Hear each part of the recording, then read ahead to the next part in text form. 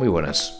En la confluencia de 4 galaxias, marketing, datos, tecnología y derecho, hemos creado este espacio, donde entrevistaremos a CMOs, DPOs, CDOs y otras criaturas salvajes de procedencia dispar. Yo soy Sergio Maldonado y esto es Masters of Privacy en castellano.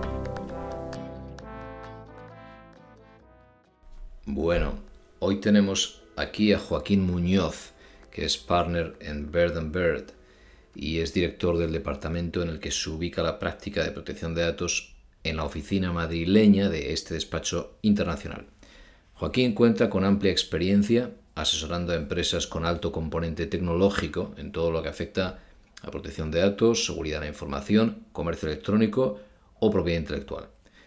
Con él vamos a adentrarnos en 2 áreas cuyo tratamiento no es frecuente desde el punto de vista del asesoramiento legal, lo cual lo hace más emocionante. La primera es el aprendizaje federado, dentro de lo que se llama las Privacy Enhancing Technologies, de las que hablaremos bastante en meses próximos. Y la segunda es la computación cuántica y los desafíos que trae a efectos de los riesgos que existen para la seguridad de los datos, para la protección de la privacidad también y para todo lo que hemos hecho de cara a cumplir con la ley. Empezamos. Joaquín, gracias por venir. Bueno, gracias a ti por la invitación. Un gusto. Mira, por tocar temas así bastante profundos, o especialmente profundos para abogados, especialmente frikis para abogados. Bueno, eso es lo divertido, ¿no? Claro, es lo que mola. Eh, Podemos empezar por aprendizaje federado y ver cómo o bien soluciona problemas o bien trae nuevos problemas en privacidad y seguridad. ¿Cómo lo ves tú a vista de pájaro, tu perspectiva de, o lo poco que nos hemos asomado hasta ahora en el mundillo de, sobre todo pues en tecnología de marketing y tecnología de publicidad, pues se ha hablado mucho, ¿no? De, Ujú. sobre todo en el mundo de los flogs, antes de llegar el Topics API, al Privacy Sandbox y tal, que eso hemos tocado mucho en este podcast, pero eh, ¿cómo lo ves tú, no? ¿Lo ves como una solución? O si quieres empezar describiendo a vista de pájaro qué es, pues es un buen punto de partida.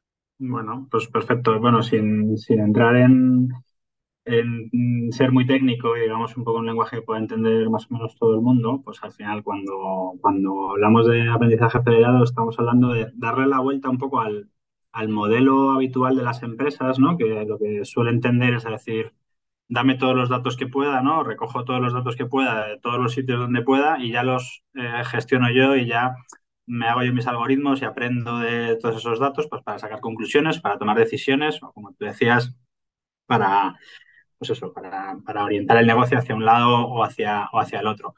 Se trata, digamos, con este aprendizaje federado de darle un poco la vuelta a esto, ¿no? Y decir, oye, vale, pero es que esta decisión o este interés por acumular datos, porque sí, pues puede tener una derivada importante en el ámbito de privacidad, ¿no? Como es fácil de entender, ¿no? Sobre todo datos de diferentes fuentes, datos a lo mejor que en el origen, en aquella fuente en la que las estás obteniendo, pues no obtuvieron o no tienen la base de legitimación para podértelos dar para lo que tú lo quieres utilizar, ¿no? Entonces lo que se hace es, vale, oye, vamos a, en lugar de traer todos los datos a mi algoritmo, vamos a mandar mi algoritmo a donde están los datos, ¿no? Y de esa manera, mi algoritmo o mi máquina o mi software, de alguna manera, pues puede seguir aprendiendo, pero no encuentro el rechazo en las diferentes fuentes en que me puedan dar esta información, ¿no? Imagina, pues hay ejemplos muy claros en los que tiene todo el sentido, en el ámbito de la salud, por ejemplo, pues en un estudio de una misma enfermedad que puedan colaborar varios hospitales sin necesidad de enviar todos los datos sensibles de los pacientes a, bueno, con todo lo que implica, ¿no? En cuanto a seguridad, sobre todo en el proceso, ¿no? Del envío de esa información y luego en el hosting de esa información, pues en lugar de eso, digamos, el, el servidor, digamos, centralizado donde se encuentra el algoritmo sería el que va allí, ¿no? Y estaríamos hablando, pues precisamente de eso, ¿no? De un conocimiento, de una acción descentralizada, porque cada información permanecería en el silo original, en el servidor original, y sería el algoritmo el que visita para ir obteniendo sus conclusiones, devolviendo conclusiones, actualizando el modelo en local, etcétera, etcétera, ¿no? Claro, es fantástico, exacto. Justo lo has descrito perfectamente, pues la idea de que el modelo va a ti, ¿no? Y no va el dato al modelo. Y en esta, claro, también estamos asumiendo que la computación se produce en el lado de la persona física y en el lado de donde reside el dato y donde se recaba el dato. Y que al recabarse el dato, por ejemplo, justo, ¿no? Un ejemplo que se usa mucho estos días, aunque luego realmente no está pasando, ¿no? Pero siempre se usa la idea del coche autónomo y de Tesla y tal. Y realmente Tesla, por lo que he entendido después de mucho mirar por ahí, pues no lo está usando. Habla mucho de ello, pero luego la idea de que en un coche, justamente, tu conducción se pueda aprender y que tú estés mejorando el modelo en tu propio coche y mejora contigo y que un día, ¿no? Pues esto suba solo los aprendizajes y no el dato en crudo, pues es buenísimo. Y como has dicho, ¿no? El caso del hospital. Y entonces ahí, tirando un poco de este hilo, claro, a efectos de protección de datos, justo, ¿no? Ya estamos cumpliendo con unas piezas de privacidades del diseño y por defecto, porque es verdad que se minimiza el recabado, porque de hecho no hay recabado del dato crudo, se recaba solo, ¿no? Y de ahí, ¿tú ves algún desafío a corto a efectos de esto? ¿Algún desafío o consecuencia negativa? Bueno, yo creo que los principales focos aquí en el ámbito de privacidad, un poco después de haber visto, ¿no? los casos de uso, se centran pues en algunos puntos interesantes. Por ejemplo, precisamente estamos hablando de una tecnología muy avanzada, pero también y estamos diciendo, digamos, que no se le da información al algoritmo para que lo trabaje, digamos, la empresa que quiere recibir esa información, pero hay también cierta preocupación, pues, por la ingeniería inversa que se pueda llegar a hacer de todo esto, ¿no? Es Ahí decir, al está. final trabajamos con, es verdad que una serie de cifrados, ¿no? Para que se trate la información en local y luego en el camino, pues, nos puedan ser descifrados, etcétera, etcétera, y no se llegue a saber Sí, quién, digamos, el dato personal de la persona a la que nos estamos refiriendo, pero claro, al combinar diferentes fuentes de información, por ejemplo, en los dos tipos que hay, ¿no? Que son el aprendizaje federado horizontal o en el vertical. En el vertical, por ejemplo, se utilizan silos de distintas compañías. Imagínate, por ejemplo, una aseguradora con un banco, ¿no? Podría llegar sin querer a obtenerse información eh, o más información de la que en un principio el proyecto querría, ¿no? Es decir, por ejemplo, una aseguradora que haga esto con un banco con la intención de no tocar datos puede llegar a entender, o al revés, o viceversa, puede llegar a entender que el cliente suyo también es cliente de ese banco, por ejemplo. claro, claro, O algún claro. tipo de información en el sentido de que como se está ampliando la información que yo pueda tener de un determinado cliente, pues sin querer o sin que ese sea el objeto del proyecto puede darse esa circunstancia, ¿no? Entonces, pues en el momento de la definición, ¿no? del contexto de aplicación del aprendizaje acelerado, hay que tener en cuenta todas estas cuestiones. Obviamente hay que hacer un análisis de riesgos como exige el reglamento, ¿no? En las políticas de privacy by design, etcétera, etcétera. Intentar adivinar qué situaciones de estas técnicas o de gestión del proyecto se pueden llegar a dar y que por utilizar esta tecnología no estemos de alguna forma incumpliendo, ¿no? Algún otro Claro, precepto, ¿no? Yo creo que básicamente es eso, ¿no? La información que puedes obtener indirectamente de las fuentes en función del setup o del planteamiento que hagas al utilizar el aprendizaje federado. Y luego ya, pues, sobre todo también las diferentes niveles de privacidad o de cifrados o de, pues, por ejemplo, es muy habitual en aprendizaje federado utilizar cifrado homomórfico, por ejemplo, ¿no? Porque al final es el que te permite hacer actuaciones sobre una persona sin descubrir quién es y que eso sea útil, ¿no? Pues ver cuáles los sistemas de cifrado y de compartición de información y de protección de esa información que son los adecuados para el proyecto que estamos haciendo. muy bien, sí, justo, ¿no? Y esta idea ahí, por ahí, esta es muy buena, ¿no? Porque la idea de los riesgos que se veían siempre, ¿no? Cuando empezó en este mundillo justo de AdTech que vivimos mucho, se acusó mucho a Flux, ¿no? A esto de Federated Learning of Cohorts, que luego pues se ha ido reemplazando por lo que ha quedado vivo, ¿no? De Topics API y de Fletch.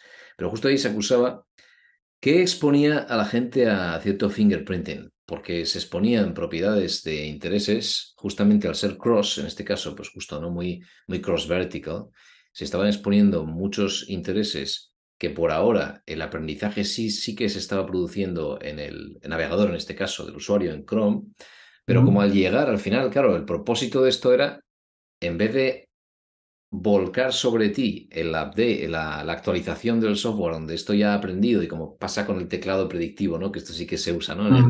el Sí. predictivo de Google, que ha aprendido de todos y ahora ya predice la palabra que más gente estaba buscando. Entonces, al llegar el update, pues predice mejor para todos.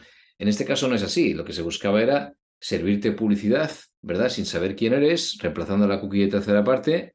Y en ese momento, claro, estabas exponiendo sobre ti una cierta información que decían que podía permitir a ciertas webs hacer fingerprinting, incluso, pues, por ejemplo, se acusaba de, bueno, en el caso de Flux, ¿no? De que los perfiles menos sensibles a precio, por tipo de contenido que navegabas, pues de repente se podía hacer incluso esta idea de precio dinámico, ¿no? Y de discriminarte con un precio más caro porque se veía que estabas navegando webs de lujo, ¿no? O lo que fuera, Ujú. ¿no? Y entonces de ahí poco a poco se fue usando esto, pero a lo que has dicho ahí por tirar de ese hilo también, ¿no? Está pasando también esto, que es que el dato, ¿qué garantías pones o cómo enriqueces ese análisis de riesgos donde para evitar la singularización desde el modelo, justo, ¿no? Que estabas tocando ahí, estamos encriptando el dato que se sube de forma tal que solo se puede desencriptar el agregado, no el individual. Y al llegar ahí, pues ya justo trabajas con ese dato. Y luego hay otra pieza de riesgo que no sé si eh, podemos tocar, ¿no? Que es esta idea de que también entra en juego el introducir ruido, ¿no? Y el introducir esta idea en español es privacidad diferencial, espero, ¿no? Ujú. Sí, Differential justo. privacy, ¿no? Pero si quieres tocar ahí, ¿no? Si te has enfrentado a ello, porque al final es verdad que esto ya está más maduro, ¿no? Differential privacy sí que ya lleva un Sí, tiempo. son las dos soluciones. Bueno, yo creo de hecho de que el cifrado homomórfico forma parte un poco de esa diferencia del privacy que tú mencionas. Son las dos soluciones más extendidas en el ámbito del aprendizaje federado. La privacidad diferencial es, como dices, meter cierto ruido al resultado para que cuando me devuelva esos ceros y unos, pues realmente quien lo intercepte no pueda hacer nada con esa información porque no, si alguien lo intercepta, ¿no? Si se pierde, etcétera, no puede hacer nada con esa información porque no va a poder limpiar ese ruido y quedarse con el dato real. Por ejemplo, en ese caso que hablabas tú de los anuncios, ¿no? Pues meter la información real, pero también otra que distorsiona y ya no hace interesante el contar con esa información, porque al final me despista más que ayuda, ¿no? Sí, Pues así pues, explicarlo fácilmente. Y luego, pues digamos, la segunda opción, que yo creo que entraría un poco dentro de esta privacidad diferencial, es ese uso de los cifrados homomórficos en el sentido de no comunicar nunca desde el origen, o sea, desde que yo estoy mandando el dato, no comunico el dato plano, digamos, estoy mandando siempre un dato cifrado y que además es un tipo de cifrado, perdón, que me permite eh, tratarlo, me permite hacer la operación que yo quiero hacer con él sin necesidad de descifrarlo, ¿no? Una de los riesgos de los cifrados habituales es precisamente que cuando yo lo envío cifrado, el receptor lo descifra, lo gestiona, lo vuelve a cifrar y me lo vuelve a enviar y yo lo vuelvo a descifrar, ¿no? Digamos, la cadena, ¿no? De cifrado-descifrado. Esta tecnología lo que nos permite es no llegar a tener que descifrarlo en ninguna parte del ciclo. Yo lo envío cifrado, lo devuelvo con el mismo cifrado, pero por el camino ha sido gestionado, ha sido tratado, ha sido realizada la operación que yo quería realizar o que yo he pedido que realicen y me devuelve el resultado interesante, ¿no? muy bien, claro, porque va a pasar que hay gente tan única, ¿verdad? Cuando haces aprendizaje federado, va a haber casos tan extremos que ellos mismos, pues como que afloran, ¿no? En el modelo. Y entonces ese efecto de memorización, ¿no? Del modelo, de que se pueda volver hacia atrás a la persona, ahí está el riesgo y justo por ahí se puede quitar. Y Eso es. claro. Y entonces de ahí, ahora llevándolo ya a terreno más práctico, pues entiendo que si empezamos poco a poco a encontrar menos espacios donde se sube todo el dato, ¿no? Hasta ahora hemos acusado mucho en otras entrevistas ya meses y años atrás, ¿eh? De esta glotonería, ¿sabes? De intentar acumular todo el dato que se pueda porque un día ya veremos qué hacemos con él. Y como decías al principio, ¿no? El tema de propósitos limitados, de periodos de retención acotados al propósito inicial, etcétera, pues ya delimita lo que vas a hacer. Sin embargo, esto sí que permite, en vez de estar con ese ansia, ¿no? De, ostras, recaba todo lo que puedas porque mañana habrá que utilizarlo. No, ahora es, define un modelo, lo vamos a entrenar allí donde está la gente, allí donde está el dato, cuando la gente, esto afecta, entiendo, a ver qué piensas de esto, ¿eh? Eh, que nunca le he dado una vuelta a esto, a la idea de que ahora de repente impacta el consentimiento. Yo ya he tocado demasiado el consentimiento, ya la gente está quemada de mis Ujú. machaques al consentimiento. Pero sí que, claro, en el dispositivo aquí hay diferentes capas de consentimiento. Estoy utilizando tu dispositivo primero para, por ejemplo, imaginemos el teléfono móvil, que es lo típico. Claro, tienes permisos de acceso, ¿verdad? A ciertas cosas que son bastante interesantes a la hora de recabar información, geoposicionamiento, acelerómetro, ¿no? Giroscopio, estas piezas. Y luego tienes trackers del propio móvil que recaban señales muy específicas y que ahí esto en tu sistema se compute para, justo, por ahora ir entrando el modelo. Ni siquiera tu teléfono podría ser elegible. A lo mejor esta es la parte de la gracia, que solo algunos pueden Ujú. alimentar y enriquecer el modelo, pero bueno, tú tienes que consentir primero a esos accesos, ¿verdad? Son permisos de la aplicación, en el caso de ser una aplicación móvil, que es como ahora, por ejemplo, hay una interfaz entre los marcos de trabajo de open source, ¿no? En TensorFlow, ¿cómo se llama este otro? En Pi, bueno, el que utiliza Facebook, no me acuerdo cómo se llama. Bueno, estos sistemas ahora Ujú. se enchufan a una app móvil y se pueden utilizar en tu dispositivo, pero después tienes que dar consentimiento a que claramente va a utilizar memoria y va a utilizar ancho de banda también para enviar los aprendizajes, ¿no? Y luego está la parte de que consientas a algo que todavía, ¿no? ¿Dónde está ese límite? Porque si lo que envías no es dato personal, aunque se está utilizando el dispositivo, hay una implicación de e-privacy donde con independencia de que sea dato personal, el utilizar el local storage requiere consentimiento, ¿no? Y una parte GDPR donde si no hubiera dato personal ya no haría falta. ¿Cómo ves ese Bueno, fregado? y esto lo unimos con Data Act, Data Governance Act, etcétera, Esto ¿no? es, Y al final, yo creo que la clave está en que, y tú lo has dicho, ¿no? Lo que envías no es dato personal, pero hoy en día yo creo que ya incluso está perdiendo esa sensibilidad que antes tenía el dato personal, porque todas las tendencias, ¿no? regulatorias en cualquier empresa van en general al dato, no miran, ya no a mirar si es personal o no. Es decir, un dato de uso, como tú dices, de un móvil es personal, probablemente sí, se pueda considerar dato personal, pero en realidad lo que busca ahí la empresa no es realmente un dato vinculado a ti, sino en realidad datos de uso y poder aprender de esto. Eh, Como digo, todo esto unido a la tendencia, ¿no? que puede haber después de estas normativas generadas, por ejemplo, en la Unión Europea, en la Estrategia Europea del Dato, etcétera, etcétera, que no se centran en dato personal, por supuesto sí, refieren al GDPR, pero hablan de datos en general, ¿no? Y de la economía del dato, etcétera, etcétera. Entonces yo creo que efectivamente al final todo va a caer en la transparencia con el usuario y toda la parte de algoritmia, obviamente, al final va a caer no solo en la transparencia con el usuario, sino incluso yo creo que en medio plazo a casi no desvelar el algoritmo en sí, pero sí que la mayoría del propósito y el funcionamiento del algoritmo, que eso sea transparente hacia el usuario. Pero cada vez yo, desde mi punto de vista, en este tipo de modelos que tú estabas describiendo, le doy menos importancia a que eso sea dato personal. Porque primero, el usuario ya, esa expectativa, yo creo que tampoco le da tanta importancia. Probablemente lo que quiera el usuario es ser compensado de alguna manera o mejorado el servicio de alguna manera por colaborar en esto, porque efectivamente está poniendo su equipo, está poniendo su conexión, está poniendo tal. Eh, y la clave, como siempre, o como en casi siempre, va a depender un poco de esa transparencia en lo explicado y obviamente esa transparencia no tiene por qué ser one shot. Es decir, claro. a lo mejor en un momento el sistema estaba previsto para hacer X y luego ya empieza a hacer X y Z y habrá que ir contándolo y que el usuario siga queriendo participar, ¿no? Al final es... Claro, qué bueno, es verdad, tienes razón. Se supera esta dicotomía de, ostras, si es local storage, vas por e-privacy, como acabe el reglamento, si sale y como tenemos en la directiva. Si luego resulta que es dato personal, porque es verdad que todo el espacio de AI va por otro lado. Justo tienes que ser transparente, todo el tema de todas las piezas que hemos comentado justo en el último episodio. Y esta semana, en un debate en el Ethical Commerce Alliance, salió el elemento de propiedad intelectual.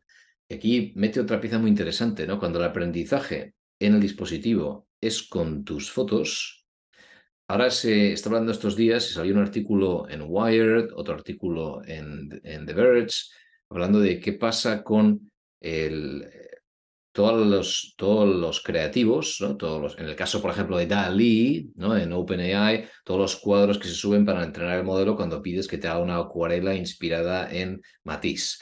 Entonces, la idea es que se supone que todo lo que se sube, el input podría estar protegido y que el output también. O buena parte, ¿no? O una parte de todo eso. Claro, entonces si de repente lo que tú subes para entrenar el modelo son tus fotos artísticas de tu propio móvil o lo que sea que tú consideres ya no un tema de privacidad, sino de propiedad intelectual, entonces hay otro nivel de consentimiento que viene a ser parecido, entiendo, al que das a Facebook, Instagram cuando subes imágenes de que ya renuncias a ello, con lo cual ya aparece otra capa más. Una, la capa de acceso al dispositivo, uso de recursos propios, ancho de banda, etcétera. Otra parte asociada a AI, governance o incluso a GDPR y otra asociada a propiedad intelectual. Con la característica además que propiedad intelectual son varios los derechos que pueden cederse y tienen que estar, como sabes, bien definidos expresamente qué derechos estás cediendo o no, ¿no? Bueno, en ese caso da para otro podcast, yo creo, da para otro día, ¿no? Pero habría que primero empezar por debatir si las imágenes que están cogiendo de tu móvil son meras fotografías, que son fotografías, como tú dices, sujetas o que puedan tener derechos de autor. Y a partir de ahí, pues ver, ¿no? qué se nos está pidiendo. Pero sí, yo creo que el planteamiento sería muy parecido a esas cláusulas de Facebook e Instagram por las que les cedes derechos de comunicación pública, etcétera, que al final lo que es, oye, te dejo que los pongas en la pantalla de otros usuarios, ¿no? Claro. La divertida sería luego los derechos sobre la obra derivada que Sí. pudiera generarse y ya, venga, entramos en una tremenda, en el gran cocido. Oye, y cambiando de tema entonces, Joaquín, porque esto es muy interesante sin duda. Otro tema igualmente potente, ¿no? Ahora, todo lo que hemos hecho, justo encriptación, incluso HTTPS, como lo tenemos ahora en la web, todo lo que hacemos, todo, incluso, bueno, pues eso, end-to-end encryption en Signal, en WhatsApp, etcétera. Esto se va al traste con quantum computing, ¿no? Con computación cuántica. Está avanzando rápido, hay un elemento geopolítico también entre países, hay un elemento donde incluso todas las piezas que hemos montado alrededor de la transferencia internacional de datos y las salvaguardas adicionales para standard contract clauses y demás después de SRAMS, pues todo está, hay un castillo de naipes montado sobre lo que se puede y no se puede descifrar. Y lo que es seguro ¿Qué y no seguro. hacemos? Claro, ¿qué Lo que es hacemos seguro y no ahora? seguro, ¿no? Bueno, pues esto es un reto que a mí me parece de los más interesantes que tenemos para los próximos años. Obviamente va a ir acompañado del desarrollo de la tecnología, habrá que ver cómo de rápido y cuáles son los primeros impactos. Mi intuición es que hasta que no se empiecen a suceder cuestiones, ¿no? relacionadas con esto, ¿no? Con el uso de la computación cuántica para forzar sistemas que hoy en día damos por seguros y resuelva realmente que efectivamente no lo son, ¿no? Claro, Habrá que ir adaptando, ¿no? Los sistemas que hoy en día consideramos que están protegidos, ¿no? Por, por contar un poco por aquellos que no conozcan, ¿no? De que estamos hablando sí, con computación cuántica, básicamente lo que hace es cambiar digamos, incluso ya no solo el sistema de cifrado, que también, sino el propio sistema de comunicación, ¿no? Es decir, pasamos de utilizar bits, ceros y unos, a utilizar lo que en computación cuántica se llaman los qubits, que es no solo, digamos, ceros y unos, sino además una naturaleza, digamos, probabilística, ¿no? De verdadero o falso sobre el cero y el uno que ha puesto, ¿no? O ceros y unos que pueden, o sea, que podríamos estar hablando de ceros, unos y ceros o unos, ¿no? En ese sentido, ¿no? Entonces, ¿qué, qué- qué implica esto, no? Pues que utilizando esas, digamos, sistemas actuales, ¿no? De cifrados, digamos, con el sistema RSA habitual, con estas formas de computación, pueden resolver en minutos, horas, pero bueno, la predicción, ¿no? Es que en minutos, cifrados que con los sistemas actuales tardaríamos en resolver días o años, ¿no? ¿Qué sucede? Pues claro que si nosotros seguimos confiando en los sistemas actuales de cifrado, vamos a estar poniendo en riesgo la información que estemos cifrando, que estemos compartiendo, que estemos protegiendo, ¿no? No tengo la sensación de que esto esté encima de la mesa de todos los que debería estar.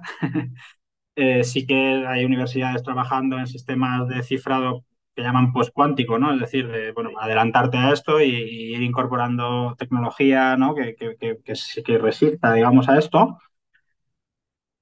Pero mi sensación es que va a haber una temporada en la que vayan a coexistir sistemas antiguos de cifrado con sistemas de computación cuántica y ahí yo veo espero que sea el tiempo menor posible, pero veo que puede haber no sé si un colapso, pero sí un incendio importante en lo que conocemos hoy en día como medidas de seguridad y la protección de la información, ¿no?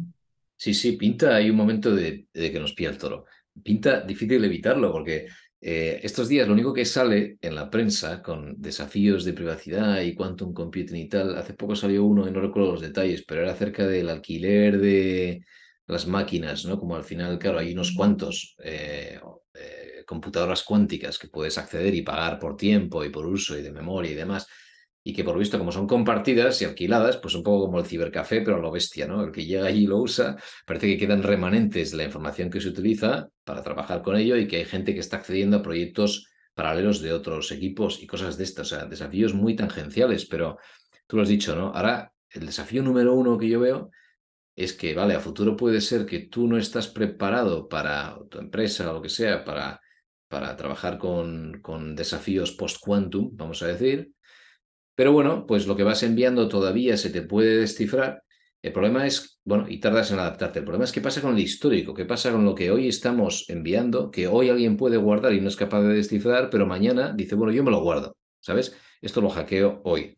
Hoy soy capaz de recabarlo, pero no soy capaz de desencriptarlo. Y Ujú. dentro de 10 años, porque pienso a largo plazo como hacker tremendamente perverso, lo voy a desencriptar. ¿Sabes? Bueno, se puede dar efectivamente. La parte positiva de esto es que normalmente la información también tiene una cierta caducidad, ¿no? Y por suerte, pues seguramente aquello que yo pienso en mi caso propio, todo lo que están grabando sobre mí hoy, probablemente dentro de unos años tengan muy poco valor, ¿no? Pero bueno, pero efectivamente, o sea, habrá casos de uso en que sí lo tengan, ¿no? Habrá casos de uso en el que efectivamente sí que pueda tener cierto valor, ¿no? Para mí, la clave está en eso, ¿no? Yo creo que va a haber una evolución, obviamente, de esta tecnología en cuanto a la democratización o bueno, sí, o sea, al mayor alcance por empresas y usuarios de todo tipo. Eh, Creo que la clave está en promover que efectivamente esos sistemas, ¿no? De protección, digamos, o de cifrado cuántico, ¿no? De cifrado postcuántico, pues evolucionen de la misma forma o esperemos que más rápido para que Sí, cuando lleguemos a ese punto solamente haya pues, que remediar o reemplazar el cifrado actual con un cifrado anterior, ¿no? Sería algo como lo de pasar las cintas VHS sí, a, sí, a otro medio más digital, ¿no? Pero sí. bueno, que habrá que hacerlo y una vez hecho, pues ya estemos otra vez en una situación confortable en cuanto a que hemos hecho lo que estaba en nuestra mano, ¿no? Que al final es lo que nos exige la normativa en cuanto a la protección de la información, ¿no? Muy bien. Muy bien, Joaquín. Pues oye, muchas gracias. Temas súper potentes y especialmente profundos para tocar el ámbito legal, así que te felicito y te aplaudo Bueno, creo que hemos conseguido el objetivo que decías al principio de ser lo más frikis posible, ¿no? Eso es, eso Era, queríamos. era el objetivo de hoy, así que bueno, y sobre todo son temas muy interesantes para seguir estudiando, ¿no? Y seguir aprendiendo, que es lo divertido de nuestra profesión, que es el estar siempre actualizado en estos temas y no parar de estudiar, ¿no? O sea Eso es. Muy bien. Pues muchas gracias, Joaquín. bueno, pues a ti un placer.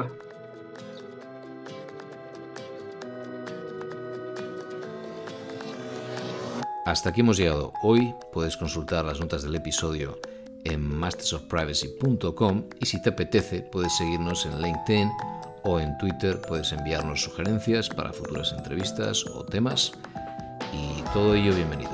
Gracias y hasta la próxima.